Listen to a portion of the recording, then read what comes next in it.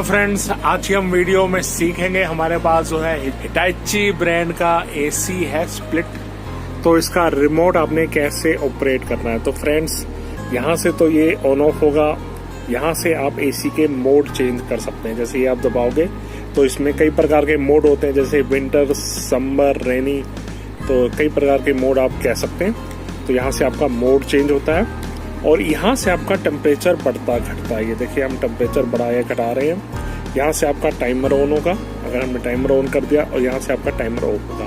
तो यहाँ से जैसे हम टाइमर सेट करेंगे, जैसे यहाँ पर ये आ गया और इसको फिर सेट करना होता है, तो इसको हम ऑफ कर देते हैं। जैसे ये टाइमर लग रहा है तो हम वापस टेम्परेचर पे आ जाते हैं और यहाँ से जो है आपके स्विंग कंट्रोल होंगे और यहाँ से इसकी जो है फैन स्पीड होती है और यहाँ से आपका ये रीसेट हो। तो माइक क्लीन से डस्ट हटाएगा, तो ये कह सकते हैं कि नया फंक्शन है। ये देखिए, ये वाला जो है इसका स्लीप मोड है। अगर आप ये दबा दोगे तो डिफरेंट प्रकार का स्लीप मोड पैटर्न होता है कि इतने टेम्परेचर में चलेगा, इतनी देर तक चलेगा।